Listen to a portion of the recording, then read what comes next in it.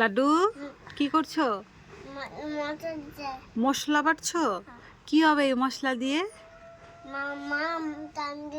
ও মা মাম রাঁধতে দিতেছে।